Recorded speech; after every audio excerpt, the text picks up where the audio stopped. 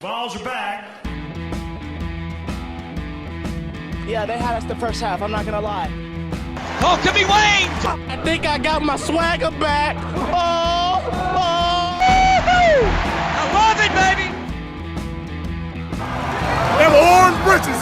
Something about them orange britches. Tennessee wins! That is by Tennessee to one Jennings. Jennings makes the... We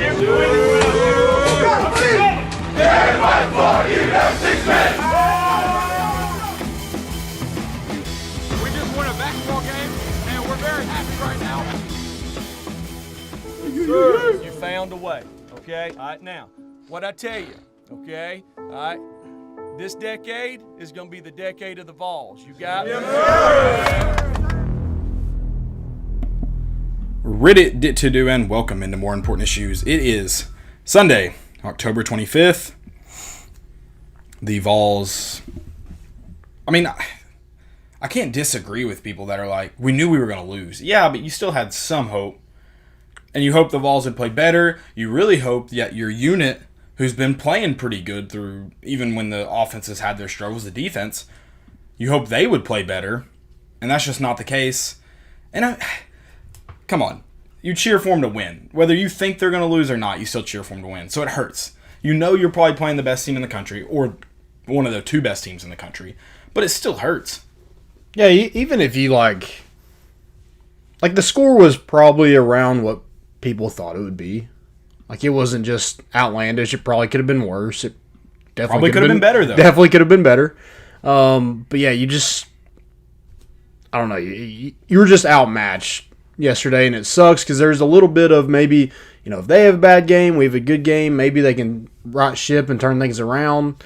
Maybe with better quarterback play, we have a better chance. But that just wasn't the case. We didn't even get to, I thought JG, for what was the game plan given to him, thought he played really well. We didn't get to find out if he, could have had kind of an all-world game or anything like that, because I don't think he was given a chance.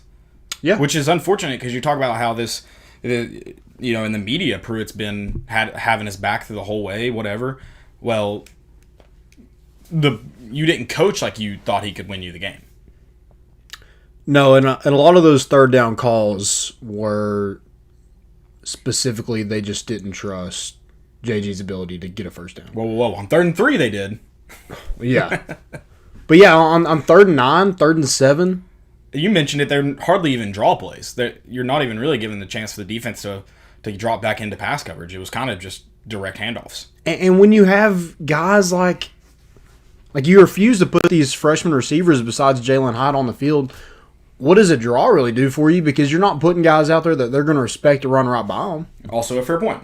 So, yeah, it was, I don't know. The offensive playing calling for me these past couple games has just been absolute crap. It's been terrible, and if you truly do trust the quarterback, you definitely are not coaching like it. And maybe this week will be the switch. Maybe they didn't want to start a Harrison Bailey against Alabama. My thoughts on it, but you never played him. And then by the time you put Brown Maurer in, you only threw one pass with him. Well, and then if Harrison Bailey is your guy that you're going to set up to play against Arkansas, why didn't you play him instead of Brian Maurer?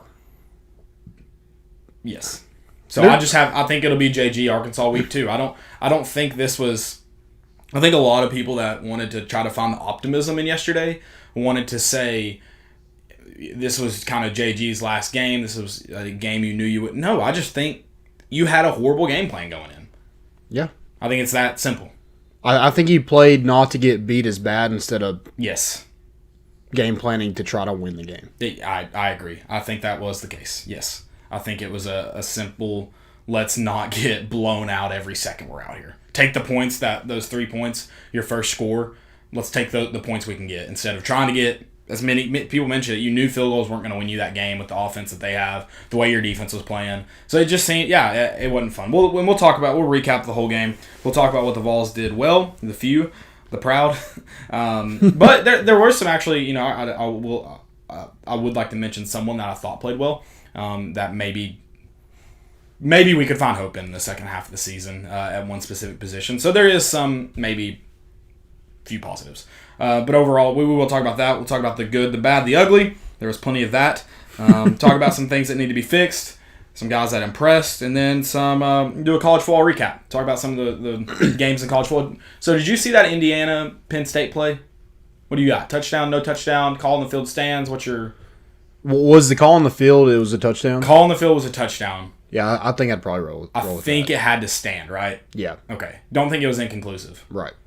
The ball being down wouldn't dictate the runner being down, correct? Like just the ball? Mm-hmm. So I think okay. So I think we're on the same page then. And that's another quarterback that Michael Penix Jr. was recruited. He was actually a Tennessee commit, and we kind of shuffled him out.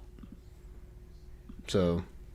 I don't know. You take that for what you will. I don't know. You pointed out a lot of quarterbacks that were in that same situation this week. It wasn't a lot of fun to. I just don't get it. Right, and then we'll recap college football, all the games around, and we'll also talk some high school football. We've got if you got any questions, drop them in the chat. I'm hopping on YouTube right now. I've got Twitter open. Landon's got Facebook open. Drop them in. We'd love to answer them. We already got some. If we don't get to them right away, we do have a part in the show specially dedicated to get to those questions. So stick with us. We'll get to them. We'll try to answer them right away, but if not, we will get to them. Don't worry. Go ahead and ask away. Before we get into the show, we're going to be talking about Tennessee versus Alabama, recapping yesterday's rivalry game, if you can call it that. And before we do that, Landon's going to tell you guys about some of our friends that make the show possible. Yeah, guys, go check out our sponsors, Tennessee Tap House, Hound Dogs, and Blue Water Climate Control. Guys, if you have HVAC needs, go check out Blue Water Climate Control. They're giving away 40 free furnaces in the month of October and November. So they're probably... the end of October is getting here. So your chance is running out to get a free furnace. So go check them out. Also, like Caleb said, if you got questions, get them to us. We'd love to answer them. That just makes the show more interesting. Did we have any messages after the game? We had one. I don't know if it was after yesterday or after. They didn't have a date on it. Okay. We can play that right now if you want. Do you want to play right now? Yeah, sure. It's pretty. See, I think it was after the Kentucky game because it's directed at one quarterback. Whereas, like, I guess you could still be mad at him, but you're definitely not gonna be this mad at him after yesterday. Maybe let's wait till the end of the show. Okay. Because I mean, JG had a decent game. So yeah, I don't want to throw too much at him right now. And I'm not trying to say he lost the game, he won the game, but I think the coach's distrust in him may have. If they're coaching like they don't trust him. It was kind of the thing I said to you, and I don't know if I said it on the show. I love Trey Smith, so this is not directed like directly. This isn't like, hey, you've been playing like crap, because he hasn't. But he had that comment after the Kentucky game how like there's nothing, you cannot say anything bad about JG. Like, he's our quarterback, that's our guy. Don't have anything nice to say, don't say it all, blah, blah. And that's good. That's something like you need to say, but you got to play like it too. Because that offensive line has not played like JG is their guy. No. So they have to step it up with how they play, and I think that's the same thing for the coaches. If JG is your guy, coach like it. Yeah, and coach to win. Right. If you don't have any faith with him, he's not your guy. And playing a fifth-year senior this year, a guy that you don't think is going to help you win, then play a guy that you think maybe could help you win in the future. Right. I don't know. It's frustrating. It's frustrating. I mean, we're paying Jim Chaney a lot of money for him to have an offense that looks worse than Missouri, Kentucky, Arkansas. You know, those Ole Miss. I mean, those teams have first-year head coaches and look they're playing a lot better football than Tennessee is right now. I mean, granted, we've had to play two of the top 5 teams in the country. I get it, but that Kentucky game was inexcusable. Yeah, the Kentucky game is the one that stands out to you. They're like, it's completely unacceptable. You hoped maybe this week you had nothing to lose this week. You had nothing to lose. If JG throws 2 interceptions against, not pick sixes, 2 interceptions against Alabama, two interceptions against Georgia, it probably makes sense. But you didn't even give him a chance to do that. And then he had 2 really good throws, deep balls that. One of them should have been PI, automatic first down for Tennessee, but 2 really good deep throws, and you don't do it again. It just doesn't make sense. It doesn't make sense. And you didn't do it at all against Kentucky. No. It was frustrating. It was very frustrating. You didn't just find man on the outside and give a guy a chance to make a play. You made him read the defense, which he's proven he really can't do. Right. And Jalen Hyatt, hopefully after this week, Jalen Hyatt really showed how he can beat teams with his speed. I mean, he played much, much better this week. I know he only had 2 receptions, but there were a lot of times that he was able to get open. Hopefully he'll be hit next week. That's the plan. Josh Palmer had another good game. Probably had a touchdown pass that I mean, you might be. That's good defense, though, in my opinion. And then he had another pass that would have been a pretty long 30, 40-yard pass that an Alabama defensive back just made a phenomenal play on. Yeah. Hey, it was actually, I mean, I don't know how it could have been a better pass, and Palmer played it well and was broken up. And that's why Patrick Surtain is going to be a first-round draft. Was it Surtain on both of them? Yeah. So it's like, what are you going to do about that? Right. The guy just made a really good play. Yep. And that's tough. Those plays are tough. But again, I thought a few times Garantano made really, really good throws, but you just didn't give him enough chances. And then on that third down, I think it was before the Hyatt touchdown, makes a great play. He can move around in the pocket. I don't know why he doesn't do it all the time. I think there's some plays that people pin on the offensive line that a lot of times I think our offensive lineman's done a good job of making the end go upfield, but JG just sits back in the pocket, doesn't step up, and it kills him. Mm-hmm. And maybe the tackle didn't play it well, but regardless, JG did not make it hard on the defensive end. Right. So I think and when he looks fine. He's had times this season. He had times yesterday where he ran for a first down. He's had times this season he gets out of the pocket and can find somebody and flip it to him. When he does that, he's not bad. I don't know where the disconnect is. I'm not sure. But I just don't think the offensive play calling even gave him a chance to completely implode yesterday. Yeah, I thought the offensive line played pretty good. They didn't give up a sack. They have been a little banged up. They got Jameer Johnson back. I thought Spraggins looked good. Spraggins played aggressive. I thought Darnell Wright played a really good game. Yeah. I didn't have him and the guys I mentioned this morning, but I rewatched a little bit of it today, and I thought he really stood out. But we just lack creativity. Number one, is a big one. And I think we lack playmakers on offense. I don't think Jeremy Pruitt keeps saying these young guys have to earn it. But we didn't put them in until 4 minutes to go. No, they were in. No, it wasn't even garbage time. It was. Yeah, the game was done. You didn't Alabama put backups in before we did. Right. And which is understandable to an extent, but yeah. Right.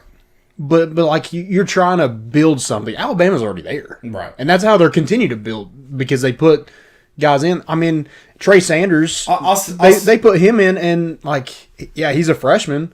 But he's a 5-star freshman. Bryce Young, they put him in. He's a freshman, but he's a 5-star freshman. Right. I mean, Tennessee needs to build some depth and get these guys developed because they're not as developed as those 5-star guys that Alabama has. And I don't disagree, could have put guys in earlier. I agree with that. I will defend the coaching staff a little bit in that regard and say that's a tough decision to make. Like when you put them in too early, does it look like you've given up already? And now you're going, why are you putting those guys in? You're a couple possessions away, and you get those critics. Versus, I think it's a tough line to walk. I agree. The 4 minutes is too late. Period. Right. End of story. Right. But it is a tough line to walk in terms of, am I throwing in the white towel too soon? Like, what's the But white if flag? your starters are getting beat like they stole something in the secondary, then what's the difference in putting some freshmen in and giving them an opportunity? And the secondary should have had some more rotation at some point, right? Yeah. It wasn't even based on losing. It was the fact that guy got beat two times in a row. Get him off the freaking field. That was past getting guys experience. There's got to be someone behind him, if not just to be like, hey, he's gonna play over you if you don't fix this crap, that kind of deal. And so those. I mean, you can't tell me that Danico Slaughter in that first game against South Carolina has played any worse than Sean Chamberlain. I thought he earned some time that game, right? I mean, he did get beat, but Shi Smith is one of the best wide receivers in the SEC. Right. And I know Alabama has some of those, but, he is... Sean Schamberger does not look head and shoulders better than Danico Slaughter right now. No. What we've seen. Right. What we've seen. And we just got lit up by Bolden yesterday. Oh, my God. Did he just become... All world? Yeah. He's a sophomore. Right. I mean, I don't even know... He had 3 catches last year, I think 2 catches last year, the whole season. And he just had himself a day. And then, they lose Waddle out for the season. That really, I hate that because I think he's a really good player. But they lose one of their key guys, but then Mechie just comes in and balls out. Yeah, and you knew there would be a guy there for Alabama that could do a good job replacing him. My hope was when he went out, obviously you don't want a guy to get injured. But when you look at it, when you see a guy like that go out, and you look at it, how can that play to Tennessee's favor? Well, not only did they lose just a really good player, it was a key guy, a guy they try to look to go to a lot. The play is designed for Jalen Waddle. Well, you hope that you can take advantage of that because, they don't have a lot of plays designed for John Mechie. Devontae Smith, yeah, sure. Najee Harris, yeah, sure. But you thought if you can get a guy that they're keying to a lot, and no, they don't skip a beat. And I mean, that's one thing that makes them so good. But you got to do a better job of taking advantage of that too. Right. And you can put part of that on the defensive line. We're not getting any kind of pass rush. Holy crap. Mac Jones had all day to throw. Yeah. But our secondary, they had opportunities to maybe pick off some passes and just didn't. And we were dropping a ton of guys in coverage. So not only our defensive line, I mean, just the play calling defensively. But that's my question. So, yeah, the pass rush was bad. How are you not covering people, though, when you're only rushing 4 or 5 guys? Yeah, how was the running back wide open? Najee Harris had, over 10.5 yards per catch. He had 6 catches for 61 yards. So, yeah, 10. I think most of those came in the second half, too. And they're just no one else is open because you dropped 8 guys. Right. Here's it to Najee Harris. It wasn't pretty defensively. Defensive play. The play. Again, I think this is the 3rd week in a row that you got outplayed and outcoached. Yeah. Which you figured you might get outplayed. You figured in some areas you might get outcoached. You hoped at least somebody like Jim Chaney could do better. But, I mean, Pruitt's specialty is secondary, and the secondary has looked... I mean, he even said it after the game. We've played bad in the secondary for 5 games. Yeah, no, I would agree with that. I think the one highlight, I guess we can kind of jump into the good, the bad, the ugly. And the good, I think, and I was going to go into this with the bad, but, I mean, Trevion Flowers is great in run support, but good Lord. Yeah. It is he was a guy that probably impressed me just because he had the turnover. Yeah. And he led the team in tackles. And when your safety is leading your team in tackles, it's not good. Not a good thing. No. But, I mean, he was really good in run support. I thought he did a lot of great things there. I guess he had probably another interception, too. That was him in the end zone, right? No, that was Kenneth George. That was Kenneth George? Okay. Yeah, so Kenneth George looks like the next coming of Nigel Warrior. I mean, he just can't catch an interception. I have no clue why. But I like Trevion. I thought Trevion Flowers played good, but I thought, like I said, this could kind of lead into the bad for me. I thought he's got to do better in pass coverage overall. Mm-hmm. He's just struggled. But he does do a lot for your team in run support, and that's big. That is big. But he's got to help the team more. He's got to. And it's like you can have maybe one guy that helps you a lot more in run support, like maybe Alontae Taylor. But when every guy in the secondary is struggling covering their guy, mm-hmm. it's hard to just point out one person. That's why I think you could have. Can Keyshawn Lawrence not pick off a pass? Can he not catch? Should he not have come in? You didn't see him till late in the 3rd quarter? Yeah. Could he not have come in early? We talked about rotating guys in that secondary. I feel like that would be a good. At least got to give some chances. And I know a lot of people are like, do you want to put those guys against Alabama? They got to play Alabama at some point. They'll see them 4 more times in their career. 5 more times if your first name starts with J and your last name starts with G. Maybe 7 more times. As a freshman, you have nothing to lose. And that's why you go to Tennessee, right? Right. To play the Georgias, the Alabamas, the Floridas, and to beat them. That's why you go, right? Why do you hope that's why they come Sean Chamber got his first start against Alabama. If that's what's deterring the young guys, that's terrible. Yep. If that is, that's what I think that's a lot of people, that's why you didn't want Harrison Bailey to start this week. I get it. Whatever. I understand that. But at the same time, he came to Tennessee to play Alabama's defense. And, Alabama's defense, I guess, their secondary is pretty good, but they weren't just all world. No. Like they usually are. No, yeah. I mean, I feel like this is the... I mean, we didn't even give up a sack. We rushed for over 100 yards. I hate to use the word worse, but this might be the worst Alabama defense you see in a long, long time. Yeah. I mean, what do we have? Right around 300 yards of total offense. I mean, we did run the ball well, and we stuck with the run when when it was working. I thought there weren't a ton of negative run plays, and that's a positive that you can take. Yeah. You were at least getting a yard. Now, I hate that on 2nd and 6, you run the ball there on a lot. I mean, we ran the ball on 2nd down a lot more than you should. After first down success. You ran the ball and got a yard, and that puts you in terrible 3rd down situations. You've got to do better. I would rather be 2nd and 6 with an incomplete pass and 2nd and 5 with a run. 3rd and 6 with an incomplete pass than 3rd and 5 with a 1-yard run on 2nd down. Yeah, and I think most people would, because it does nothing. You don't now. If JG's why you're not trusting that, then you make the switch. Period. If that's why. if it's long. I mean, you just don't have guys to run. You don't have a Najee Harris to run between the tackles on a 2nd and 5 and expect to get a first down. You just don't. In 3rd and 9, 3rd and 7, we ran the ball A lot. Because we ran the ball on 2nd down. and then We put on ourselves in a bad situation. we get the turnover at midfield and we run the ball 3 straight times. One was the jet sweep toss to Velus Jones, but like Right. you ran the ball 3 straight times. He only touched the ball once yesterday on that play. Yeah, and we Besides returns. we punted. So we get, maybe not a chance to get in the game, but you give yourself some hope probably. And then you run the ball 3 straight times. Yeah. I mean, give yourself a chance. It was tough. Another positive, I thought Hyatt played well. I thought you saw what he has in him to be. I mean, I know Alabama's defense is down, but they're still going to end up being one of the better defenses in the league. And you saw what Hyatt can do and with his speed and can get over top. And then It kind of pissed me off. a little bit because you're like, he's had that. He didn't just gain that speed this week. Right, yeah. Well, where's that been? Right. We could have used that against Georgia, Kentucky. Yeah, We could have used it more against South Carolina. And that's something that he doesn't need to. His excellent route, decent route that he ran, sure helped him out, but his speed is what got him the touchdown. Right, yeah. He just can run right by people. Yeah, he didn't run a phenomenal route. And even Josh Palmer's done a great job this season, but even he doesn't have that top speed. He doesn't have the breakaway speed. No.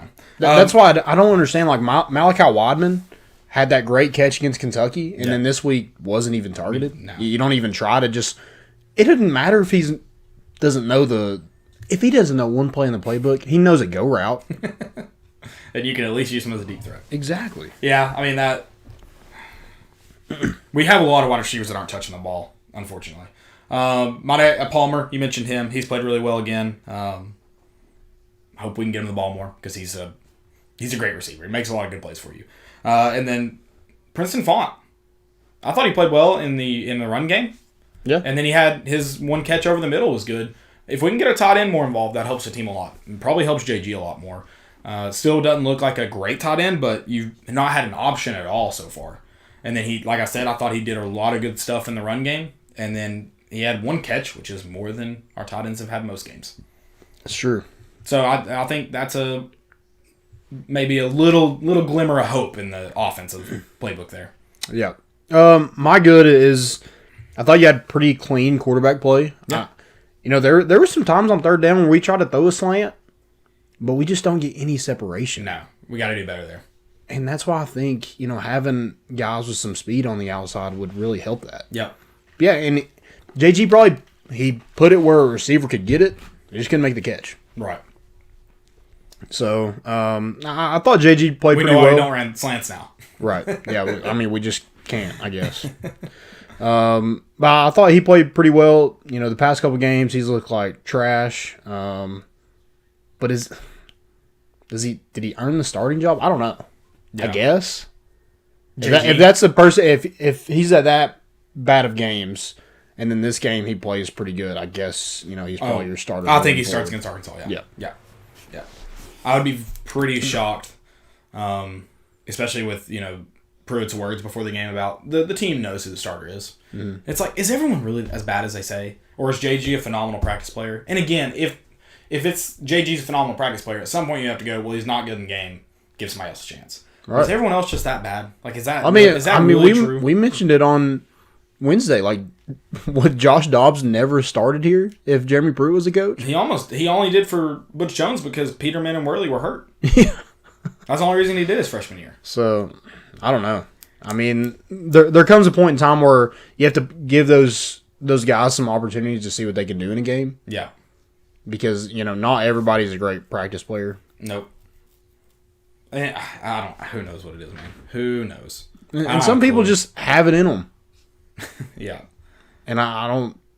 There's some guys on that offense that I just don't think it has it in them. I'm not willing to disagree. You mentioned I want to go back. Butch Jones said the same thing Jeremy Pruitt did his first year. Worley's the best option, and I like Justin Worley. Like he didn't make some of the glaring mistakes that we've seen lately. He just didn't have the flat out talent, and then the offensive line was much worse then. Right. He wasn't just making these dumb errors. He wasn't great, but he didn't make really dumb errors. We also ran the read option with a terrible offensive Yeah. line. But you always heard, we know who the best guy is. And a lot of speculation was maybe you want to redshirt Josh Dobbs. Maybe, that may be the case. But it's like, if the guys in front of you have no chance at winning, you got to play the guy. You got to play the guy. Yeah. So I refuse to believe because a coach says he's the best guy in practice that's just always true. Or two, it just means that guy might be a good practice player, and you know by now that he's a good practice player. He's had enough time that you know what the issue is. Mm-hmm. So, I don't know. Yeah, I just thought So, I guess I'll start with the bad. Someone said, I think the big thing was that the offense played overly cautious while the defense was atrocious. That is an excellent summary of the game in a couple words. Yeah. That's exactly right, I believe. Yeah, it was bad. Now, that was C Northside 85. I think that's I mean, Mac Jones literally could have... At one point, he was 9 for 9 for 160 yards. I mean, he could have thrown he could have had a school record at Alabama. I might have thrown some interceptions, but I would have thrown a couple completions against Tennessee's defense yesterday with the way they played. Oh yeah, at least one completion. I mean, they're not going to pick it, so yeah, I might hit them. That doesn't mean they'll catch it. Right? Yeah, exactly. Oh, it was just like I said. I think the defense played a little cautious too, trying to really sit back in coverage and keep everything in front of them. But if you gave Mac Jones isn't bad, so if you gave him time, you're going to get shredded, and you did. Mm-hmm. He's not a bad quarterback. He's much better than what you saw him last year. Oh yeah, and a lot of what got him rattled was pressure. Like that's your pressure from the defensive line is what helped, and you abandoned it. And we couldn't tackle yesterday. I mean, there was times where it was third down, and they would run it, and we would have wrapped up in the backfield, and Najee Harris would get loose. Thankfully, neither team could. So maybe it was just something with the field. I don't know. Yeah. I don't know. I mean, it just... the Darrell Middleton one, where it was like 3rd and 2, and Najee Harris, like, as soon as he takes the handoff, Darrell Middleton is right there, and he just whiffs on the tackle. You just got to hold on to him. You don't have to make the tackle. Just hold on to him. Right. That's tough. That's really tough for a guy who's had a pretty good year. So maybe Jeremy Pruitt saw this coming. He's been playing. And that's why he got rid of Brumballs after the Kentucky game. He's like, I know what's about to happen against Alabama, and I can't watch it anymore. This is a pre-fire. Right. He Dwight Schruded him. He pre-fired him. Yeah. And Brumball was like, all right, I'm just leaving. I know it's... He's like, I know where this is going to go next week, and I don't want to see it. Pre-fired him. All right. The bad. What do you got? The bad, I got offensive creativity. I got play calling, so... Yeah, I just think you just don't have a lot. I mean... How is Ole Miss always seems to have somebody wide open? We never have anybody wide open. Never. Well, we don't make the defense think at all. Right. Yeah, that's true. We don't. And we don't do outside runs. We do the jet sweep to Velus Jones once a game, but it's just not. I guess it's just like a playmaker. We just don't have the guys that can run right by. So they're not. They can stay 5 yards off because you're going to have to do a break because you're not going to run right by me. Right. And here's my question about the Velus Jones sweep. Do we run it once a game hoping the one play... here's my question. Are we committed to running it once a game? Score negative 10 yards, no matter what, anything in between, we're running it one time. Because if you expect it to be successful the first time you run it, got news for you. Yeah. How many times you pass? How many touchdowns you score? How many times you run? How many touchdowns you score? Right. Trust it. Set him up in different places to run the sweep. Put different guys on him. When you get a linebacker covering him, put him. It just doesn't make sense how quickly. 4 yards, sure, you'd like it to get more, but he got 4 yards last time. He's run it one time the last 3 games. It's been one time. He got 4 yards. That's more than both of our starting running backs averaged yesterday. Correct. I just don't. I don't get the unwillingness to try and be creative. I don't get it. I mean, Alabama even. A team that doesn't necessarily need to be creative. They're moving tight ends, H-backs. They're moving them around the whole time. They're putting wide receivers up at tight end, moving them out wide or vice versa, and we just don't see anything like that. Yep. And Alabama probably doesn't even necessarily need to do stuff like that. They probably could go man up on you and beat people, but they're still doing it because it gets guys wide open. Mm-hmm. I just don't get it. I don't get it. And I'm not saying the perfect fix is to go in there and just move everybody as much as you want. But just a little bit. Just a little bit. Make them think. Make the linebackers have to either step out in coverage once in a while. Make the corners try to figure out who I've got what wide receivers coming to me or going away from me. We just don't do any of that. I don't feel like we do enough like hard counts. Like we never get people to jump off sides. Well, do we still do that crap like Butch Jones used to do? Set hut and then turn and get the play. We do it sometimes. We do it sometimes. And I don't get it. It's very annoying. I don't get it. Yeah, on one, and then we're gonna run the play. Yeah, and we need to get rid of the 3 and outs. How bad are we on third down yesterday? It wasn't good. It wasn't good because you mentioned it in the third quarter. You were like, "We're 2 for 13. It's okay. 4 for 16." Yeah, it was bad on third down. Oh God, it's so frustrating. It's just. I didn't expect Jim Chaney to come out here with this Lane Kiffin offense with moving parts and wildcats and different quarterbacks, but I expected more creativity. Oh, yeah. I expected different guys getting the ball in different ways. I don't think that's asking a lot. I just don't think he can find the balance because as sometimes he's like, oh, we got to pass. And then sometimes it's run. Like it's never a balanced attack. Yeah. I don't understand it. Paying him a lot of money. I don't know the answer, but he's making a lot more money than I am, so he should be able to figure it out, right? Yeah, and the fact that Arkansas's offense looks better than Tennessee's right now is alarming. Someone said we try to play too fast. What's the point? I agree. There's times where I think you can, especially when you're running the ball really well. First off, you're killing your offensive line when you're trying to play fast and running the ball well. They're playing well because they know where to go, and the defense doesn't. Give them time to catch their breath, slow it down. And especially when you're looking at draws where you're like, you get a first down run play and it's not good. Why are we hurrying up? Take our time. Because we're probably going to go 3 and out there. Let's give our defense some more time on the bench. that's my thing. If you're struggling as an offense moving the football, why are we running so fast to get the defense back on the field? We already do a good job of getting them back on the field as soon as possible. Why are we making it faster? Yeah, some people have commented some good things in here. I can't get them all, but someone said Tim Priest mentioned that Bama secondary was playing taut and begging our receivers begging us to throw the ball. Yeah, and we didn't do it. Nope. We did it a couple times and scored on one of them. Yep. JG didn't look too bad. A lot of drop balls. JG didn't look bad yesterday, but I'm not willing to just like ride out that. Yeah, sure, he probably earned the start against Arkansas. So yeah, I mean. But I feel he was handcuffed. Someone else mentioned that. Do you think Pruitt is handcuffing Chaney? That's a possibility. But I'll take that, Jared. That JG. I'll take that. You know, he's going to make some good throws. He's not going to kill you. Right, but you got to give him more chances. And you also got to get more playmakers around him where he's not having to do a whole lot. Right, you got to make him give him more chances. Do you think so? I have this question. Do you think Pruitt is handcuffing Chaney? I mean, do you think this is Pruitt's fault? Chaney's fault? Whose fault is it? I mean, I think you hired Jim Chaney to run the offense. So I don't think it's Pruitt. I think it's. To be fair, it still looks like that Tyson Hilton offense. I don't know. I mean, it like yesterday, it did not look like they game planned to win the game. It looked like they tried to get out there with minimal damage and get to the bye week. I don't disagree with that fact. I don't. I mean, or that statement. I think that was it. It's possible. I think there's a lot of Jeremy Pruitt influence on it. I do. But I also think that Jim Chaney isn't being creative in what he's being handed by Pruitt. Mm-hmm. I think there is a lot left up to Chaney. But I don't think he is being creative in that. And maybe it's impossible. Maybe I'm underestimating what Pruitt is giving him. Maybe I am. That's possible. But I just feel like he could still be more creative in some of the things we do. I'm not asking for a lot. Like, I'm not. But it's easy to tell. Like, on 3rd and 3, you motion your running back out of the backfield. You don't expect a lot of those guys. Alabama doesn't have a bunch of freshmen on the secondary.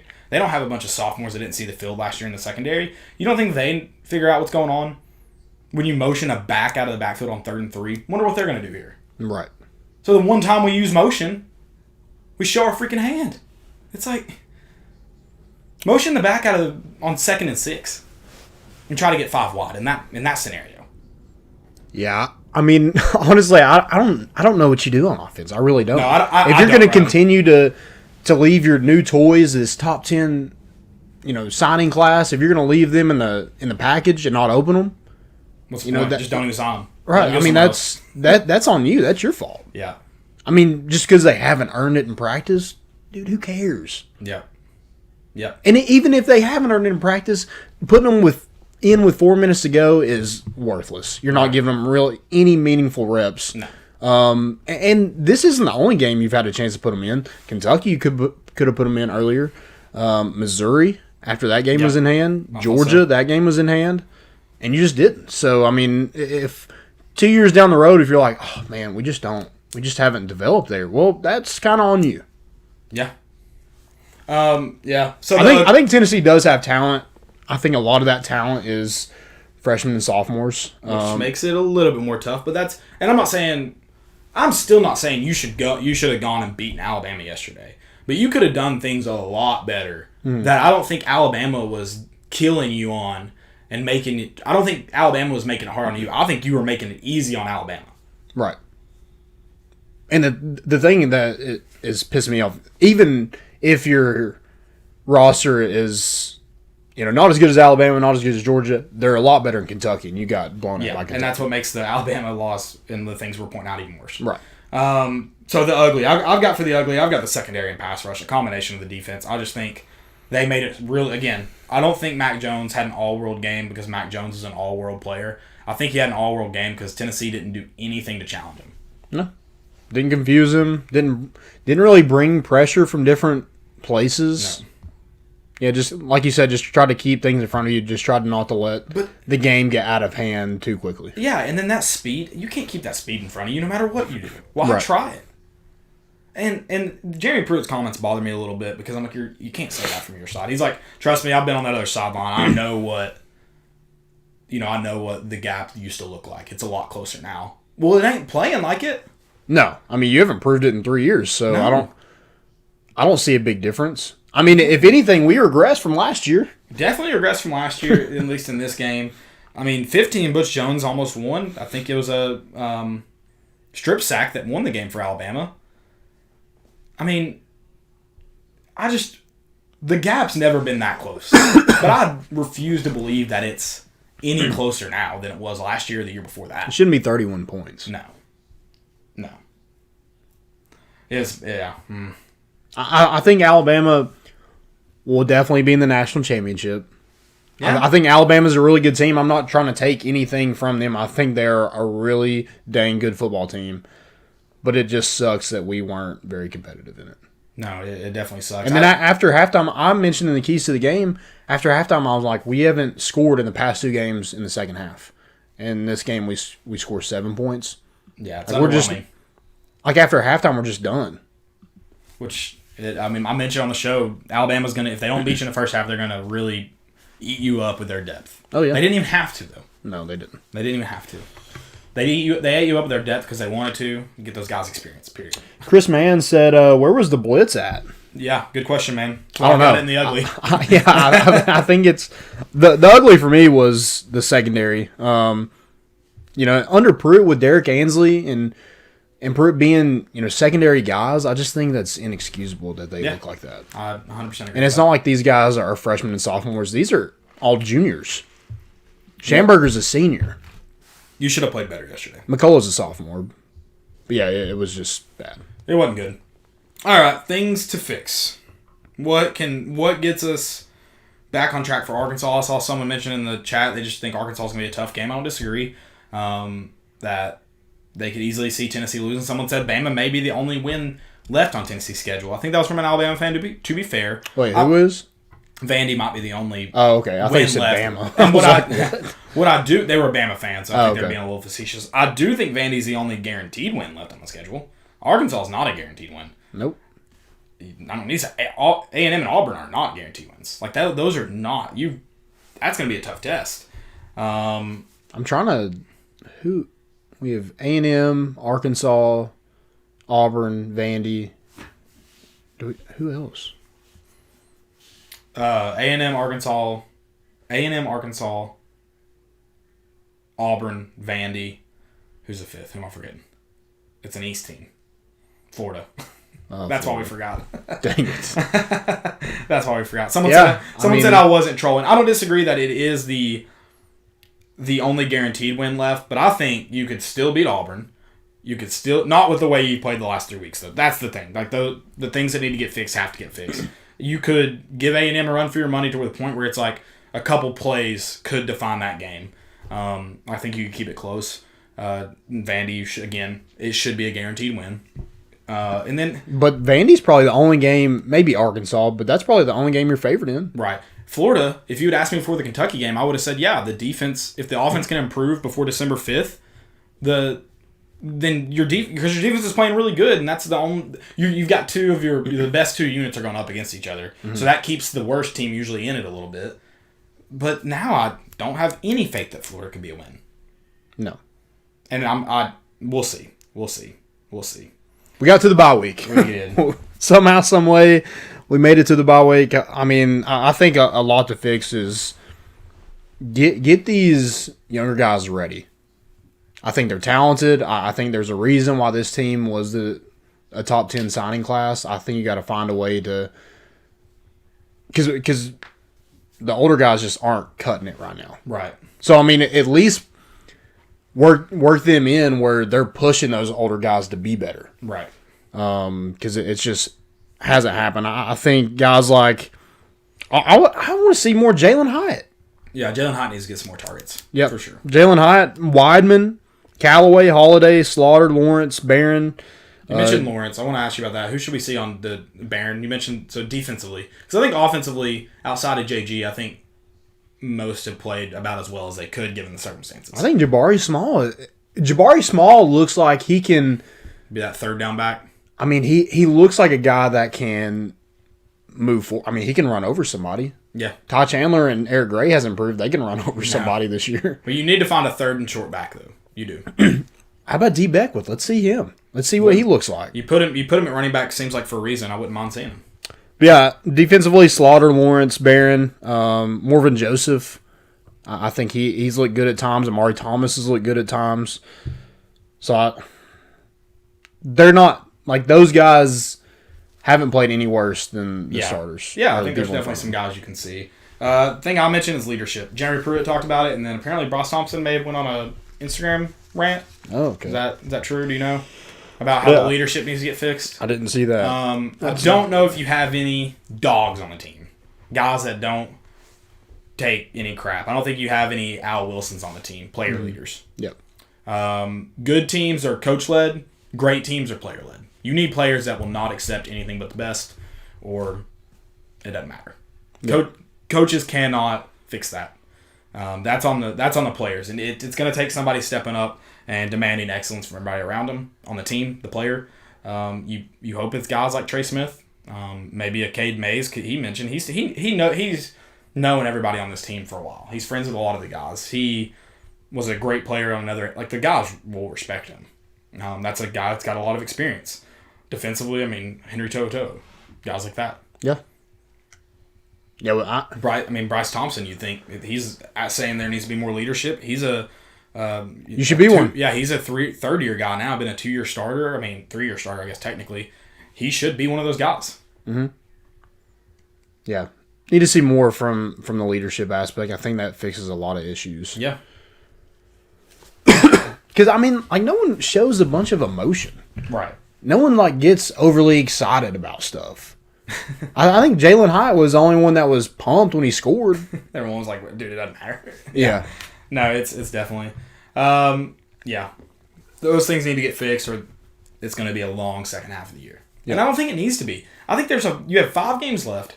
I think there's easy 3 winnable games you really have a good chance to win. Yeah. And then after that, I don't think you're necessarily out of the other 2.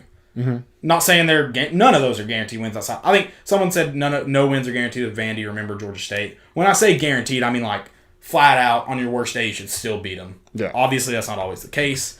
But it's a tough world. Some people are saying Pruitt's on the hot seat. That's not. I just don't think it's the case because the year we're in, he just got an extension. The wheels would have to fall off the car, plus the car would have to the wheels could fall off right now, and if the car still could be towed somewhere, could be put on a truck bed somewhere and taken, I think Pruitt's still your guy. I'm not saying I agree with that. I just think that is the case. So the car would have to completely blow up within the family of four inside of it for Pruitt not to be the guy. I think. Yeah, I mean he's going to be here next year. At least the start of next year. So yeah, and I'm not saying, and he's probably going to be here all of next year, no matter really what happens. Yeah, and I don't think I'm not saying that's the right case because I think there are some things Pruitt needs to get fixed if he's going to remain the coach. Overall, I like Pruitt. I'm not saying he should be fired right now. I don't think the way it stands today, Jeremy Pruitt should be fired. I know a lot of people are thinking that, but even that 15-15 record, the same as Butch Jones, I don't think that. I think we're in a better spot than we were in probably 2015, which would be Butch Jones' year. I think he had and Butch Jones, talent. Yeah, I mean Jeremy Pruitt inherited a crap roster. Yeah, so it makes it tough, but it's gonna be a long road. But Jeremy Pruitt's got some things that he's got to fix. I think he and his coaching staff should be looking at the schedule ahead of them, going, man, we have a really, really good chance to get us back on track. There are a lot of games here that people will put us out of that I think we really have a good chance in. So I think they need to take advantage of that. And I mean, you can sell that. Hey, we did it last year. Well, let's put together a run. You absolutely could. Yeah. I think another thing you got to sell is, recruiting, and I think creativity on offense is going to help sell to a quarterback. Specifically the one that was in attendance yesterday, right. Todd Simpson. Eventually, you're not going to be able to tell freshmen again. In your first year, you can tell them, hey, if you want to start, come play here. That stops selling after a while. Right. So. And that's another thing. I just don't get, Pruitt's being so adamant, hey, if you're not the guy, you're getting out, I'll play it. I'm not scared to play a freshman. Right. But it just seems like this year it's just a different – and I know the season's different and practice was different, contact tracing and COVID, but there just seems like a lot of talent on that roster that's not being utilized. And then, again, everybody's having to deal with that, so that makes it – that's not a valid excuse. Right, yeah. And then also, people have mentioned about how they want to see Winky go, or maybe people have even mentioned Chaney go and things like that. My only fear of that is he's already seen a lot of assistant coaches go. So I'd like to see some more consistency. Yeah, you've... I'm not saying Winky doesn't need to go or needs to go, but it's at what point is firing coaches helping you or hurting you? You can't go through coordinator after coordinator after coordinator. That's proven it does not work. But also, even position coaches, you want to hang on to them a little bit. I think that's kind of been... You can't keep paying buyouts. That, and then, I'm not saying teams have gotten worse or anything, but I think it's clear that Saban took a little bit of a hit when he saw those couple of years of revolving doors, to where he had this well-oiled machine that was going, and then he kind of had to rework some structure how he did things. So I think that you need to find some consistency there. Yep. Which we'll see. We'll see if that happens. Someone said, do you think bowl eligibility is possible? Vols are bowl eligible already, baby. Okay? Bingo. Tennessee will not be in a bowl game unless they win, I think, at least 4 games. And I say that because I think a lot of bowls will still want Tennessee to come and play there. Yeah. But they have to win at least 4 games. Yep. I don't know what the cutoff this year for most teams. So I guess it depends on how many 5, 6-win teams are in front of them. But I think if they win 4, they'll probably be playing in a bowl. So it's not... I thought everybody was bowl eligible. Everyone's bowl eligible. They still invite. Okay. Gotcha. Yeah. Gotcha. Okay. So the bowls still... Now, certain bowls have to go to winners of conferences, and certain bowls have to go to certain conferences first. But they do the inviting. Mm-hmm. So we'll see. We'll see. Something I want Tennessee to have some swagger. Yeah, a little bit of it, man. We just don't. No, it doesn't seem... I feel like we haven't had that in a while. Since 2016. The last time we had guys that just had swagger to them. Yeah. I don't know. It's just I'm going to knock your helmet off and then I'm going to dance about it after. I want some of that back. Maybe not 15-yard penalties, but I just want some, I don't know, just something to get the crowd going. Confidence. Yeah. Need some confidence. Yep. Need some. Someone said Eric Dickerson already told you about Winky. What were his comments about Winky? Did I miss that? Was it recently? He told me? Eric Dickerson just told everyone, I think. He said something about it. I'm not saying don't fire Chris Winky. It's just you fired a lot of people. A lot of people have left the program. Chris Winky has been recruiting guys, so that's a dangerous game too. When you have guys that are deep in recruitments and you get rid of them, you probably lose a lot. Yeah. So I know he's in with Todd Simpson. I know he had a hand in bringing Caden Salter here. Jim Chaney Right. did as well. So if you're getting rid of those guys, you're probably losing out on those guys too. Yeah, exactly. And someone mentioned winning creates swagger and confidence, but you also got to have some confidence to win some ball games too. So like you definitely got to meet that somewhere, because last year Ole Miss had a player crawl through the end zone and pee on a field goal post. Ole Miss isn't a winning football program, and they also got beat that game. Yep. And that didn't have enough swagger to do it. So I'm just saying, yes, I understand that it's easy to have that swagger when you win, but you also got to find a fine line where you still walk into games going, we're going to win this game, even when you're losing. Yeah, I don't want anybody dog peeing on. It's not the kind of swagger I'm talking about. Yeah, well, but the swagger enough to celebrate. Yeah, That's what I'm saying. Like when you score a touchdown, be pumped up. I'm just saying that we definitely need a little bit. We need a little bit more. So, yeah. I think leadership comes with that too. Yeah. Yeah. Oh, yeah, for sure. You want to see some guys get fired up. So someone mentioned that it was about Eric Dickerson said he just recruits really. Is that what I saw? He recruits really well? I don't remember. But if that's what he said, then yeah, I agree. I think the Ty Simpson thing is probably why he's bought himself some more time. Yeah. Who was on campus, unfortunately, yesterday. And Kentucky. Oh, yikes. Yikes. Don't like that. He was wearing Tennessee stuff. So. He was. Who impressed you? Who impressed me? I think JG, and if we're looking at, the balls he threw, not turning the football over, not taking sacks. I think JG impressed me yesterday. I think Josh Palmer impressed me. Yeah. He continues to be one of the few playmakers on that offense. Jalen Hyatt, obviously, I just think he's a totally different receiver than we've had in a long time. Yeah. Oh, yeah. With the speed. Absolutely. Spraggins, he just has like a nasty streak to him. Like he just he'll bury somebody in the dirt and get in their face and tell them. I loved how he looked like kind of a Trey Smith guy who's just really aggressive. He'll be the first one to move the pile. Yeah. Yep. I thought Darnell Wright played well, and I'm gonna give Trayvon Flowers. I know he didn't help he didn't drop picks, was beat a couple times, but I think all in all he probably had the best game in the secondary. So I'm gonna. Yeah, I agree. I agree with all that. I think the only person I would mention outside of that is Princeton Font. I like the way he played. I think potentially gives you something else going into Arkansas week to another threat potentially, and he definitely helped in the run game more than he has up to this point. Yep. So I'll give him the. I think as well. Jacob Warren had a big block. Jacob Warren, he was downfield kick too. out block. Oh, okay. Yeah, Maybe I don't think of the right one then. Okay. I think he had a block downfield too. That was Okay. pretty big. So yeah, but I think maybe you just get some more options at tight end. That helps your offense. Yeah. Maybe helps your quarterback too. So okay, well that's all I got. I got to ask the question. I've seen it pop up a couple times in chat. It's obviously going to be a famous Twitter topic this week with Greg Schiano winning his first game at Rutgers in pretty demanding fashion. So I got to ask. I think I know how you feel. How should Tennessee fans be feeling about that? Who cares? It's kind of what I'm thought. Like he's gonna lose more games than he wins. Who did they beat? Michigan State. Oh, cool. They got a first year head coach, so I don't really care. I forgot about that. Yeah, I'm not. Whatever. Yeah. I think Whoop-de-doo. first off, if one game is it's the first game of the season. We all saw crazy stuff on that first week. We'll see if he can keep it up. Yeah, I was gonna say Mike Leach won his first Right. one too. Against the defending national championship. So Defending champion. I have some questions. I'm going to read some Pruitt comments Oh God. Okay. from after the game, and you tell me kind of what your thoughts.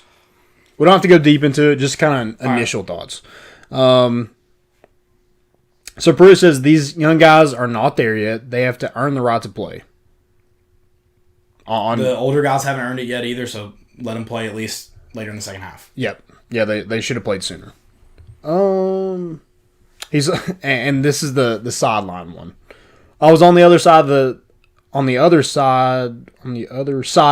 3 years ago. It may not show on the scoreboard, but I can assure the gap is closing. He's right; it doesn't show on the scoreboard.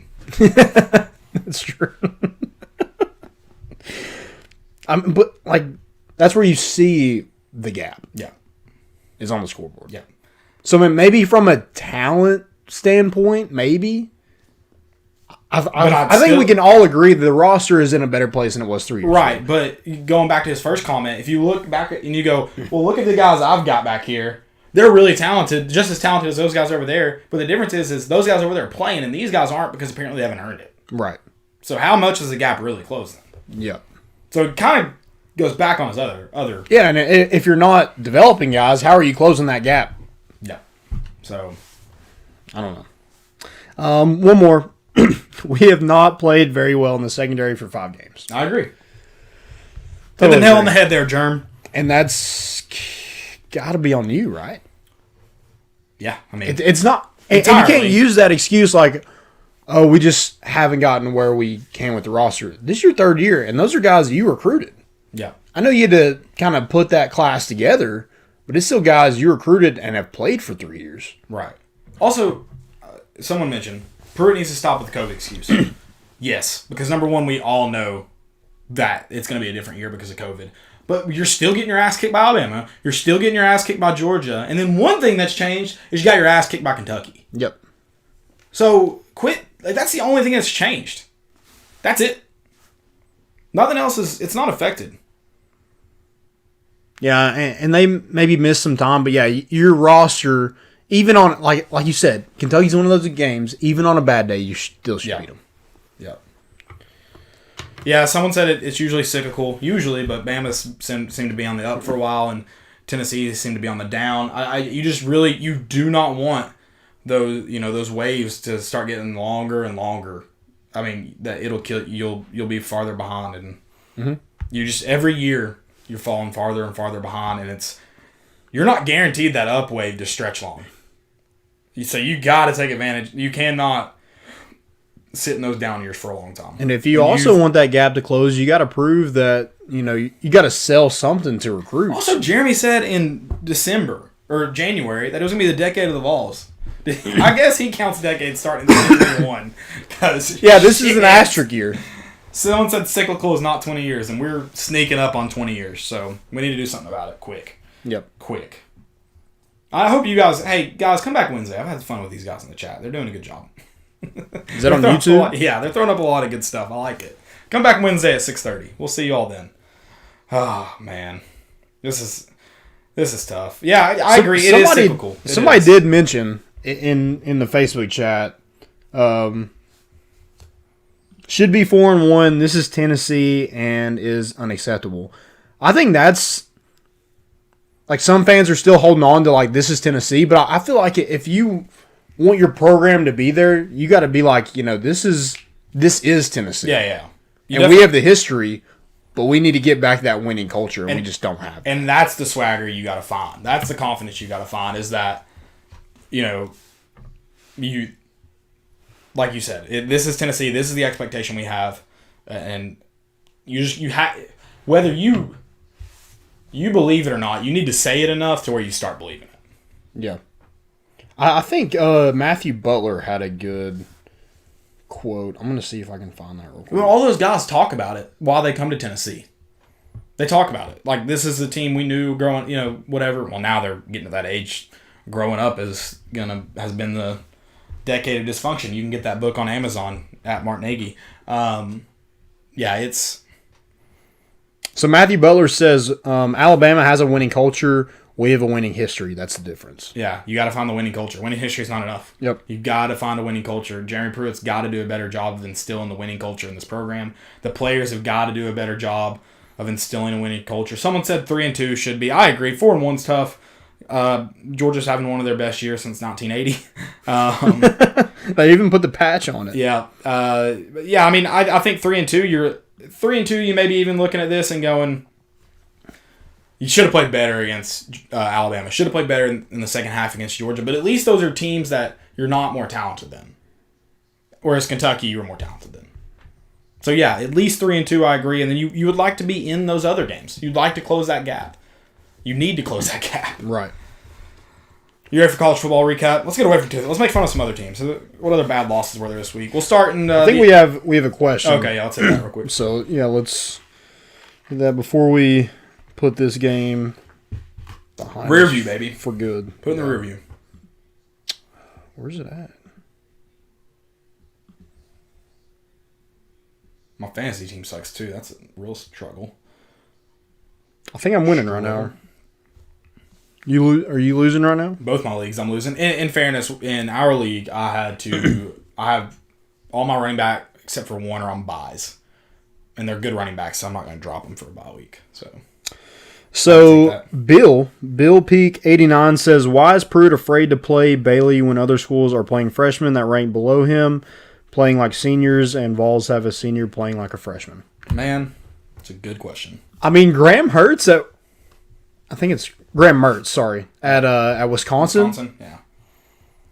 Good Lord, 20 for 21. How does that happen? I can't imagine Bailey would have done worse than, and I'm not saying JG did bad, but worse than JG yesterday, the way you called the game. No, I agree. So I agree.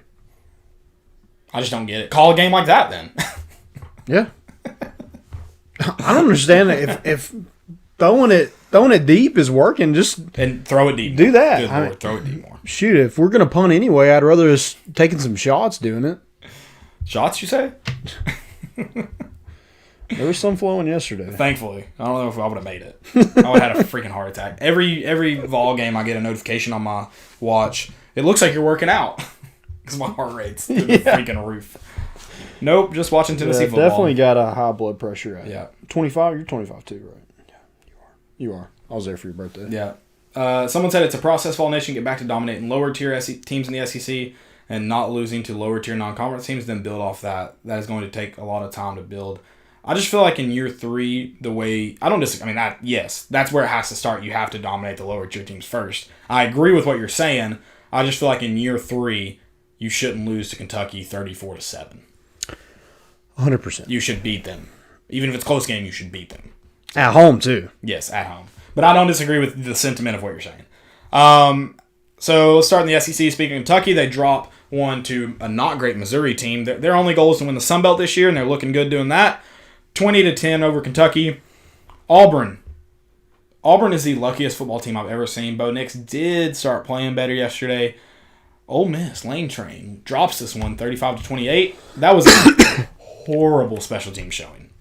It was a horrible last 2 plays. Yes. If anyone mentions any Auburn Ole Miss kicker, and I know it wasn't all the kickers' faults or punters' faults, they should not, by default because of that game, no special teams award should ever be handed out to either of those teams for the rest of history.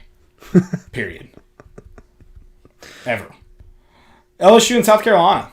LSU 52, South Carolina 24. We mentioned that South Carolina could be in this game, but man, LSU just did not let up. They played really solid. I was pretty impressed, honestly. What was the final score to that? 52-24. Oh. Yep. And then you mentioned Graham Mertz. Someone else just said they started another quarterback too. LSU did, didn't they? Do what now? They started another quarterback. LSU, yeah, they started. I think he's a redshirt freshman. He might be a true freshman. He's a freshman. Gotcha. Like it's his first year playing. I just don't know which way. Someone mentioned Mertz, and I'll talk about that game. Mertz had a positive COVID, is the rumor. Yeah, apparently, and he's looking at a 21-day absence if confirmed. So he had COVID and went 20 for 21, and we're throwing pick sixes. JG with that shit. Hey, just have him reach out to Nick Saban. He'll tell him how to beat COVID in a matter of days. He'll be fine. So this is a take I find interesting. We're in a better place than where we were, but Kentucky loss is unacceptable. But we went from 0 conference wins in 17 to 5 in year 2. That's the regret. Like Pruitt just has it on a roller coaster, and then the Kentucky loss is unacceptable. You're absolutely right. I agree with that. I think it goes. It looks like what you have on the field. It's inconsistency. And the loss to Kentucky too, because losses are always done like this. They just get painted in a terrible light, and they should. Your job as a coach is to win and lose. No one gives a crap what the score is. If you win, no one cares. So you just got to be better. That's it. Just got to be better. And Tennessee fans, and rightfully so, thought we were past getting beat by teams we should beat. Right. Yeah. Someone said Kentucky's the worst loss. That Georgia State one hurt. I think that Kentucky loss felt a lot worse to me too. So I agree. Yeah. Wisconsin. God, let's stop talking. Okay. God, I just hate. As a Tennessee fan, I hate it. I appreciate y'all want to talk about it. Let's make fun of some other teams. I hate it. Stop it. Leave Pruitt alone. Number 14, Wisconsin, with a true freshman quarterback, beats Illinois 45-7. That was on Friday night. Little Friday night lights action. Clemson did not cover, but beat Syracuse 47-21. Syracuse had it interesting for a moment. I think right there at the half, right? Yeah, I think I think they brought it within 7 right as the second half started. up until the fourth quarter, so it was 24-17. Sorry, 24-21. Yeah. That's all right. That's not right. It was at one point 24-21, and then Clemson scored in the third quarter. Yeah, it was 34-21 the start of the fourth quarter. Yeah. Okay, Notre Dame 5-0, 45-3 over Pitt. Pitt did not look good. Good God, they got beat. Oh yeah, Ian Book threw that one up, and like everybody from Pitt just fell down. Thankfully, it made our secondary look pretty solid. Number 5, Ohio State over Nebraska, 52-17. Credit to Nebraska, looked decent in this first half. I think they just might have gotten beat by depth and talent. Like I think they just got wore out. Yeah. I thought they played pretty good in the first half. I agree. Oklahoma State, looking like they might be a college football playoff. A college football playoff is what I mean. Right. Indiana, we mentioned that. Indiana over number 8, Penn State. Do you think they'd get in over Georgia? Let's start this conversation. Would they get in over a one-loss Georgia team? Conference champion, yeah. Unless Georgia was a conference champion. So they would be if they were one loss. So then Alabama would get booted. Yeah, possibly. I don't think they'll, at this rate, I doubt there'll be 2 SEC teams in, just the way it lined up. I doubt it. It depends. I think Oklahoma State will lose a game, though. Yeah. I think they'll lose a game, so I don't think it'll matter. Indiana, 36 over number 8, Penn State, 35. Controversial ending there. We both said call on the field probably has to stand. Yeah, I agree. Probably can't overturn that. Cincinnati, number 9, Cincinnati. I'll say this, Penn State, if you want to say they shouldn't have counted, well, you shouldn't have been in that position to begin with. Fair. Good point. Can't leave it up to the officials. Right. Number 9, Cincinnati, 42. Number 16, SMU, 13. Cincinnati, are they a playoff team? Someone picked them. I can't remember who it was. Desmond Howard picked them. Yeah, what a moron. So do they get in Yeah, over one-loss Georgia? No way. No way. There's no way. Number 11, Miami, 19. Virginia, 14. Miami, it's just hilarious. The best ACC teams can't keep up with Clemson. No. UNC, Miami, it doesn't matter. Not even close. Number 12, BYU, 52. Texas State, 14. BYU, they won't play anybody significant this year. So they can't even. That sucks. They won't get into the college football playoff. They play, I think Boise State is their toughest game. So an MWC team. Yeah. They won't get in. They'll be undefeated, won't get in. Probably fair. Yeah, got to schedule somebody. Right. Well, they couldn't. Right. Sucks to be independent. Yeah. Number 14, North Carolina, 48. Number 23, NC State, 21. That was a good game up till halftime. North Carolina just ran away with it. I mean, good Lord. Speaking of inconsistency, look at North Carolina last week and look at them this week. Yep. Sam Howell's too small. Number 18, Michigan, 49. Number 21, Minnesota, 24. That was an axe rivalry. That was the ones that broke the trophy, so I don't know if they still hand it out. Oh, okay. Yeah, classic axe rivalry. They broke it with... Oh, the axe was ago. the trophy. Yeah. That'd be funny if they got an axe and broke the trophy. That would be funny. I think the axe was like... I think it was a pretty big trophy, and the axe was like a part of it, and that trophy got broken when Minnesota beat Michigan for the first time in like 10 years. During the celebration, Minnesota broke it. Michigan looked pretty good, though. They did. Number 23, Wake Forest, 23, over number 19, Virginia Tech, 16. And then poor old Les Miles. Didn't travel with the team because of COVID last week, and he's this week looked like he may not have been there either. Number 20, Kansas State, 55, over Kansas, 14. Yeah, the team did not show up with him. No. Someone said they could see BYU just getting in because of the Zach Wilson hype train. Man, that would be... If I'm UCF, I would be pissed. Oh, the kid's good, but yeah, he's definitely not getting... Even a non-conference one-loss Georgia team gets in over BYU. So. I think they're number 14 right now. So that, like, people are... number 12. So people are accounting for the people they're playing. Right. The voters are. Number 22, Marshall, 20, over Florida Atlantic, 9. Coastal Carolina, the Shots, baby. Can they get in? The Shots. I hope so. Keeping it alive, baby. 5-0. They would beat Missouri in the Sun Belt championship. I know it. Guarantee it. Signed, sealed, delivered. Do it. I love it. They're not really going to play anybody either. They play Georgia State next week. They played Georgia Southern this week. Sorry. Yeah. I just looked at that. I think that game got rescheduled. That's why I'm thinking they played. Okay. Good news. Tennessee coach Jeff Brom beat Iowa this week, 24-20. Good for them. When are we gonna have to pay his buyout if he gets fired too? Yes. Yes. I don't know if I got any other interesting ones. See who the Pac-12 played this week. Who cares? They don't play. They didn't play. Are they coming back? I think so. Are they? I guess I can check real quick. I don't know when. Yeah, it's like seems too late now. Oh yeah, they're coming back. I don't know when. See, we're in week 8 right now. I think they come back week 10. Yeah, they're gonna play like 4 games. They come back week 10. And they're probably gonna get a. Does a 4-win Oregon team get it in over Georgia? You gotta ask the question. Good Lord. That's What awesome. a joke. Love it. Love it, baby. I love it, baby. If UGA loses to Bama in the SEC conference game and Pac-12, Big 12 champs both have 1 loss, I could see BYU getting in. Okay. But BYU's not going to get in over Cincinnati. I mean, I feel like their opponents are the same. No? Who's Coastal Carolina's coach? No, Cincinnati. Yeah. Oh, I thought you were... No. Someone mentioned that he has East Tennessee ties. Jimmy Caldwell. I don't know who that is. Let's see what his East Tennessee ties are. Cincinnati beat Army. They beat So did SMU. BYU, or BYU beat Navy. Sorry. SMU, that's 2 ranked opponents. They got to play UCF, ECU, Houston, Memphis. They have better opponents than BYU. Interesting. I still don't see either one of them. I don't know why we're talking about it because neither one of them are going to get Well, in. I mean, if enough teams lose, you never know, right? And then the Pac-12 only plays 4 games. You just never know. I can't find any info on Jimmy Caldwell, so I don't know.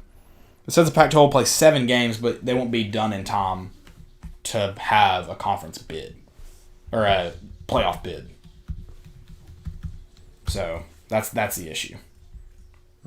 Well, I mean, if you're getting recruited by Pac-12 teams, if that doesn't tell you that conference does not care about sports, there it is laid out. Right. In green crayon. Jamie Caldwell, not Jimmy Caldwell. I'm an idiot. That's the Coastal coach. Did you see their locker room celebration? It was going to be my most important this week. Did you see it? No. They had like a WWE locker room celebration. The guy was like, and in this corner, wait in that. And it was like the Georgia Southern Eagle. They came in and like put him on a table and came off a ladder. Oh, it was awesome. It was electric. It was a lot of work. Maybe too much build up, but I loved it. It was awesome. Anything else for this week in college football? That's it. I guess. Let's get to the bye week. We need the bye week. We need it. Bad. Let's win the bye week. I would love to win the bye week. I don't know if we've won one in a while. I feel like we've done pretty good since Jeremy Pruitt's been here. We haven't really necessarily lost the bye week. Nothing too serious. Right. Fair. Okay, do you have anything or do you want to mention some box scores in high school football? We don't have highlights today. Yeah. But yeah. So the first one I'll stick with is Maryville McMinn County. Maryville had like 12 players out due to COVID.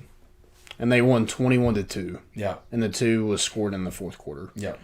I mean, that just goes to show you how dominant that program is at Maryville. I think whatever they're doing over there, Jim Chaney just needs to go and just be like, hey, what are y'all doing to get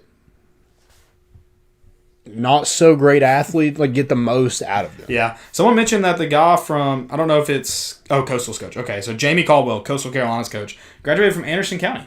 Okay. Yeah. That's the AC guy. Yeah. There you go. And he loves fireworks. That's why it was so electric. Yeah, exactly. They love the There you entrance. go. Okay. And he coached at East Tennessee State, where he also played. So, Okay. yeah. There you go. I should have read farther into his bio. I didn't get there far enough. Then Catholic played West. West had a lot of players out for COVID, including their starting quarterback. You mentioned, though, Catholic and Caden Martin looking good. Caden Martin. I'm blanking on his Tommy Winton. Look good. Yeah, so maybe they're back on track. 35-7. But they may have already been eliminated from the playoffs. I think they have. Yeah, mathematically, so that sucks. Yep. Because they didn't play a lot of games this year either. That's tough. Yep. The Gibbs and Carter. Man, that was a surprising score. 55-6. Gibbs takes that one. I think they play Central next week. And if Gibbs beats Central, then South Dole wins the district. If Central wins, they win the district. Oh, I thought South Doyle already won. No, because they have won. I thought they already won when Halls beat Central. That was their only loss in the district. Gotcha. So, yeah. Gotcha. They're not called districts anymore. They're Regions. called regions, sorry. Yeah, district region. You get it. Yeah. You Potato, get it. potato. CAK beat Grace 48-21. Anderson County. Mentioned that one. Fireworks show. Yeah, the Good show. Lord. I didn't think it was enough. How much money did they spend? Is that like all their... They like do... I think it's all donated. Okay. But still. Because I was thinking like... They're Someone- doing car washes just for the entrances. Someone spent that money. Yeah. I didn't think it was enough. I thought they could have done a lot more. I was pretty disappointed, actually.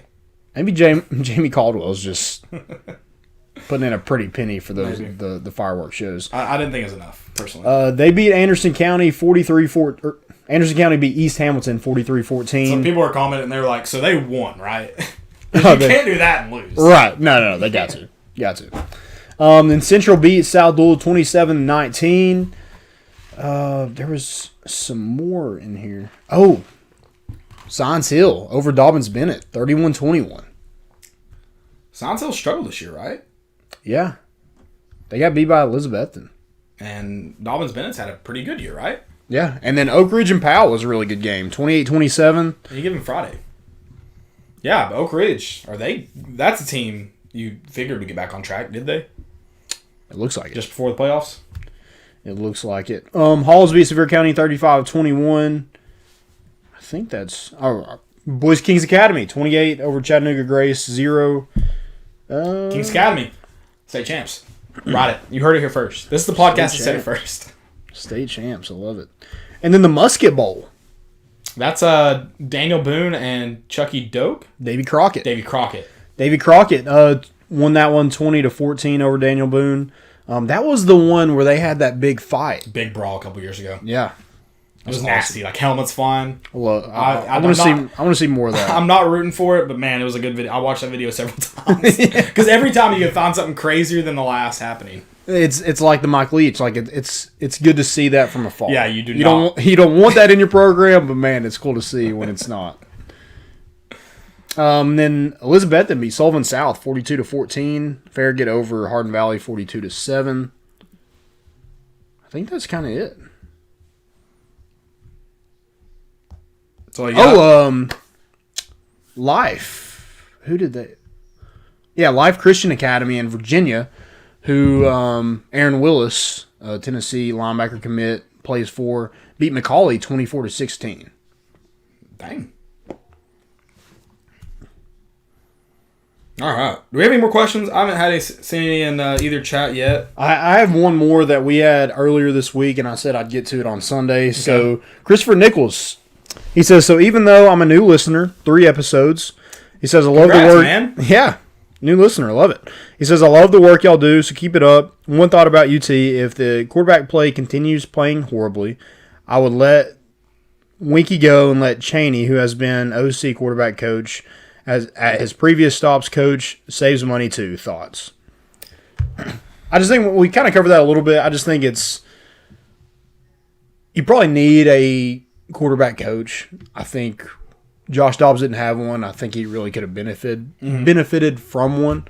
Yep.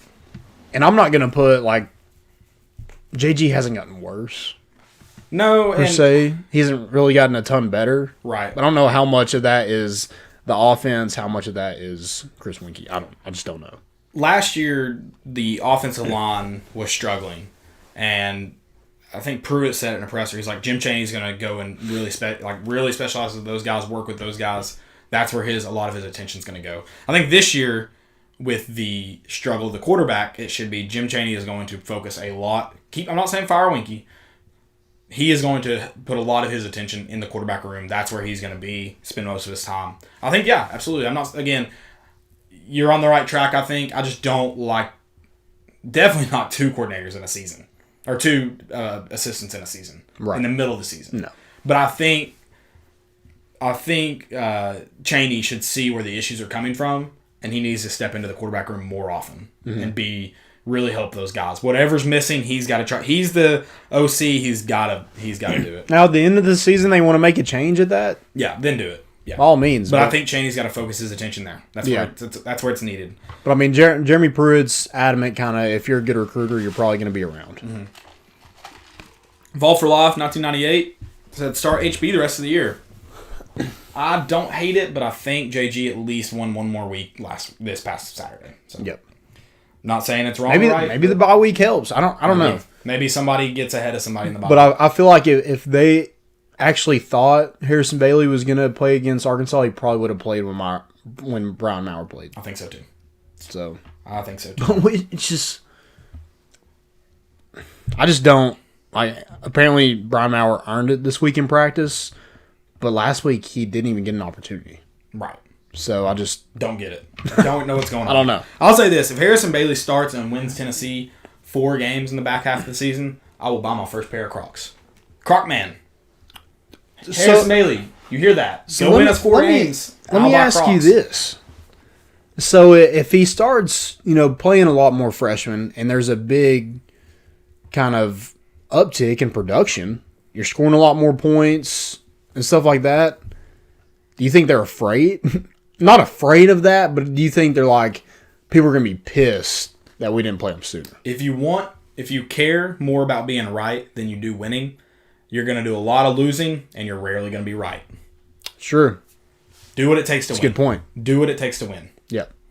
People will forgive you if you're winning games. Yep. In fact, if Pruitt stood up right now and he was like, I think we're going to give him a chance, win or lose, we'll see what happens, and he's wrong. If he walked into that press and was like, I don't care, I was wrong, we won though. I'm like, yeah, I agree, coach. Bust out the cigars, we just beat Alabama. I think I would respect him if he was like, this is what I saw in practice, but it's just not, give Harrison Bailey a chance. If you're right, cool, you're right. What did you lose on Saturday by playing him, starting him, whatever it was? Why not give him a chance? But like I said, if you care more about being right than winning, you're going to be wrong a lot and you're not going to win. Yep, I agree. So, should have given him a chance, I think. Someone said start Brian. I really thought Tennessee could have paid off by starting Brian Maurer because of the energy he brings to the team that not a single quarterback has brought besides him. He had a rush for 15 yards. I think Brian Maurer brings the swagger that Tennessee needs on offense. I know he's not a great quarterback, but if we could have both, a great quarterback and swagger, I'd take it. But right now, all we got is swagger. Give it to him and let's try it. Yeah.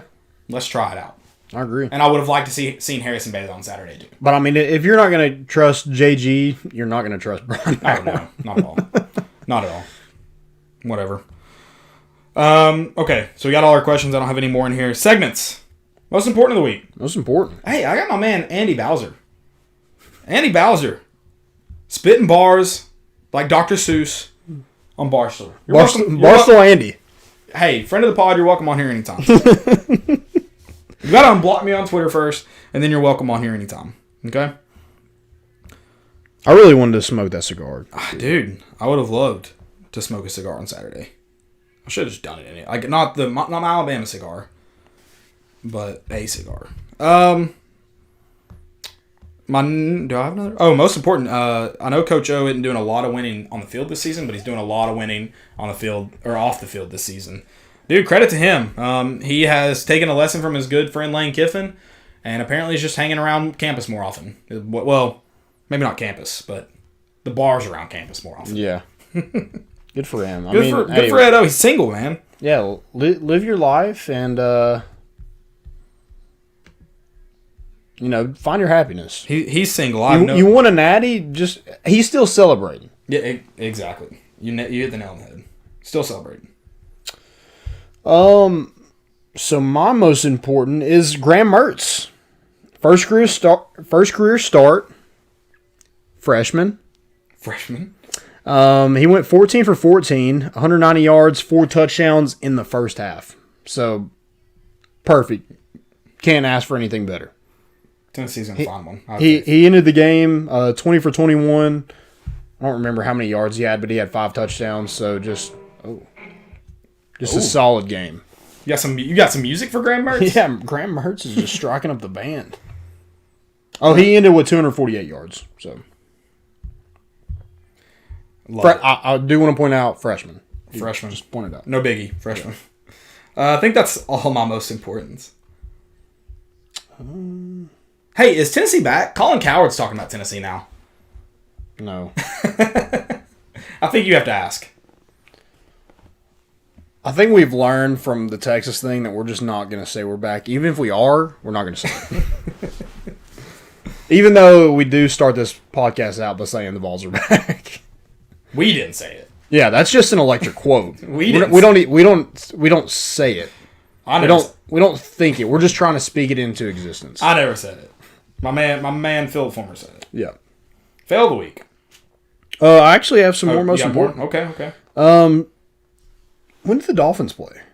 Did they already play today? I think they were a 4 p.m. game, weren't they? I can look real quick. Because Tua got his first start. Oh, yes, he did. Did you see... I feel bad for Fitz. Did you see when they went back on the field? Because he got to play in the game previous. He was just sitting out there? Yeah. I was like, hey, in man, full uniform. You could have taken your pads off. It's kind of cool, but you could take your pads off. No one would judge you. I think it's pretty cool. I don't like how they did it with Ryan Fitzpatrick. Dude, I just think it was kind of... Well, I don't think it was... I guess it's the Dolphins' fault, but who leaks that info? What dicks? I don't know. The person who told Adam Schefter, I don't even know who broke it. F that guy, though. Not Adam Schefter, the guy who leaked it. Let's see. I'm trying to find them.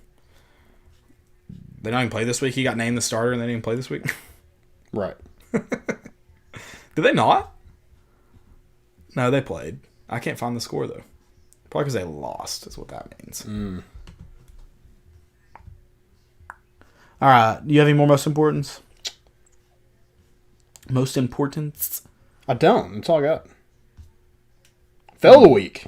Fail of the week. My first one's Odell Beckham getting banned from... Did I use this already, stupidity? I think I did. Dang it. He got banned from the facility, though. From LSU's facility for 2 years. After. Yeah, that was your stupidity. Yeah. Well, we'll give him a fail. He's an idiot. Handing out $100 bills in front of cameras.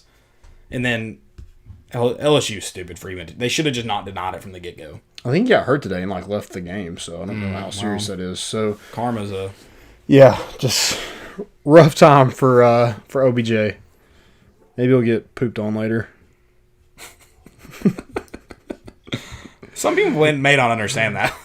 He's getting pooped on and off the field. One of mine is the Lakers bench. Did you see this? I guess this isn't necessarily a fail, but it's funny. Can we talk about how they play the Rams they don't play the Rams. They play the Rams next week. Who does? The Dolphins. So they named 2 of the starter on a bye week, on a Monday of the bye week. So tomorrow we might get some news that somebody else is the starter. You might. Not saying you won't. I doubt it, but yeah. That would be the most Tennessee, like, you don't bench him after the Georgia game, but you bench him after he plays pretty well against Alabama. Right. My next one, the Lakers bench was apparently calling Duncan Robinson Jimmy Neutron during the NBA Finals. Yeah, I was going to say, I need to see this. That's good. That's good. That's good. It's all in, like, when you do that, it's all in fun. Now, if you're going after grandmas and stuff, it's a little messed up. Depends on how you go after grandmas, okay? If somebody went after Mommy Bump, what would you do? I'd drop a 50 burger on him and get the hell out of there. Moral victory. They did not drop 50 on us yesterday. And Mac Jones didn't throw a touchdown pass. That is an incredible stat. What? I did not realize that. I didn't even look. I didn't even think to check that. Nope, he did not. He kept everything in front of you, I guess. We tackled him at the 2-yard line. They didn't get in. God dang, dude. All right, I think I got one more fail, and I'm ready to get out of here. Why'd you tell me that? Jesus Christ. My next fail is Daniel Jones. 80-yard run and just tumbles. I feel bad for this guy. Sniper. He looked fast, though. He did. He's a quick guy. He's a quicker. He's a quicker guy. He's quicker than you are. Oh, God, yeah. My last fail. Saw this on my Facebook page this morning. The 2 men were accused of performing an illegal gender reassignment surgery without a license and storing the body parts in a freezer. These are the 2 men. Yeah, I'm not surprised. I'm surprised. I don't know if y'all can see this. I doubt it. Oh, shoot. You get a good idea of their face on the camera. Can I dim my screen a little bit? Nope. Too dim? It's bad, guys. You could look it up. It was on WVLT. You get it. You can see their outline. It's bad, though. Who trusts somebody like how insane? Those people are insane. How insane do you have to be like, this guy's like, I could do your gender reassignment. Sure.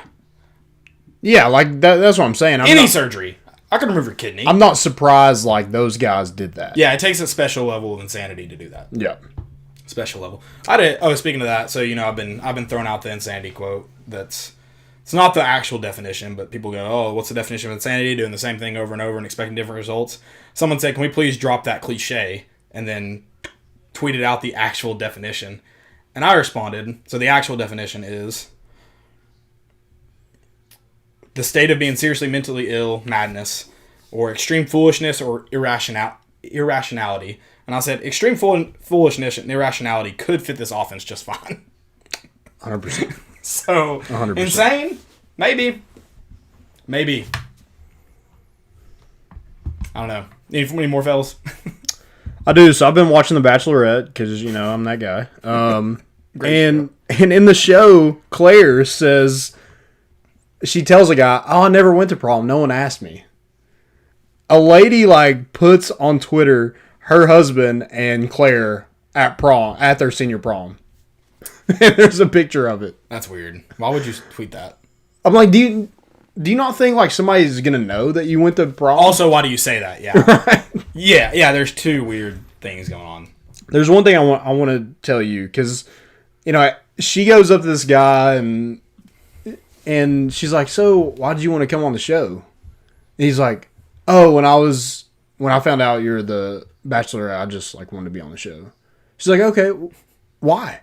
And he was like, well, I just think you're pretty and stuff. She's like, but why did you want it to just be? Why did you want it to be me? And he was just like, well, I don't know. And she's like, well, most guys just say they like my passion, they like how I was a strong woman, and stuff like that. And credit to him for just being like, no, you're pretty. All right. Yeah, and then she was like, you have 0 personality.